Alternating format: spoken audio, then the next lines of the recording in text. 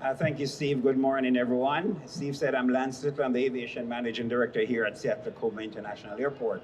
2023, like many of the years except the pandemic years were very, very busy for us. Travel demand continued roaring back, and our teams worked very hard to meet the needs of our guests. However, before I get into the numbers, I just want to make two quick points. We traditionally hear about what airport does and how it does it, right? Commissioner Mohammed mentioned it before. What we do is we accommodate or facilitate cargo and people moving through our airport. We do it in a safe, secure, efficient manner.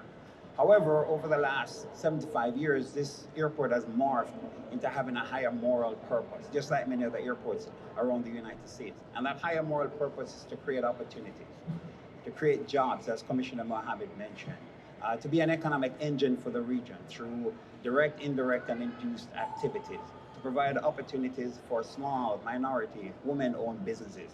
That's the higher moral purpose. That's the why behind airports. And speaking of why, I also want to touch really quickly on why people travel. There's a perception that people travel, that the airport controls the demand for travel. We actually don't. People don't travel to go to airports.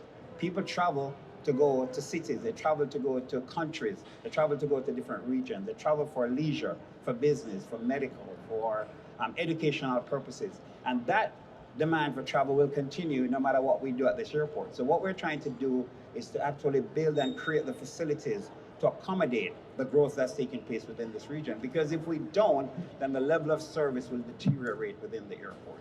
So I just wanted to make those two quick points before getting into the numbers. So back in 2023, we served over 50.9 million travelers coming through this airport.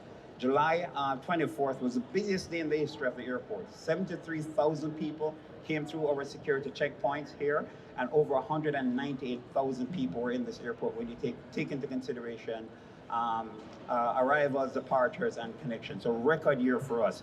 As Commission President Mohammed mentioned, SCA serves enough passengers daily to make us the equivalent of one of the biggest cities in Washington state.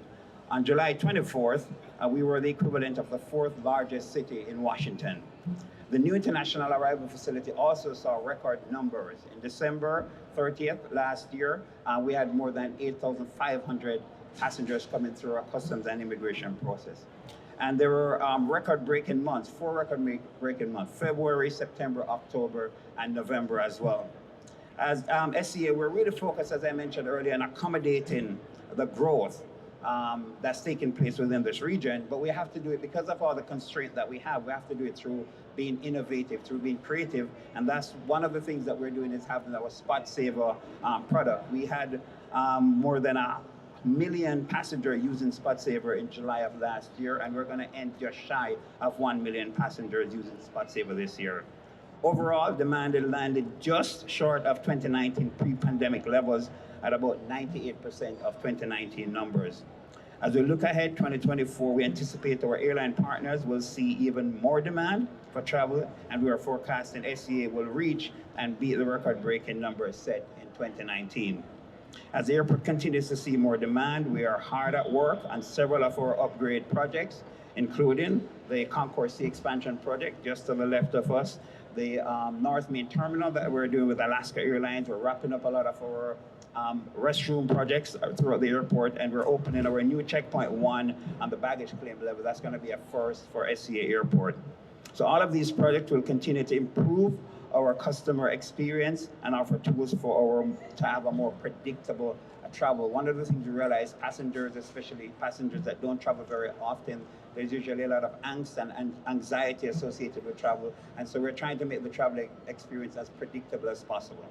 So now I just want to say a big thank you once again to the Museum of Flight for their partnership. We have got some exciting shared activities ahead, both here and at the museum. And lastly, I want to thank you all for joining us. We look forward to celebrating our history with you over the coming months and another strong year in 2024. It's an exciting time to be at an airport and an even better time to celebrate 75 years of service as we work every day to elevate and make SCA a 5-star airport for the next 75 years and beyond. Thank you all for being here today.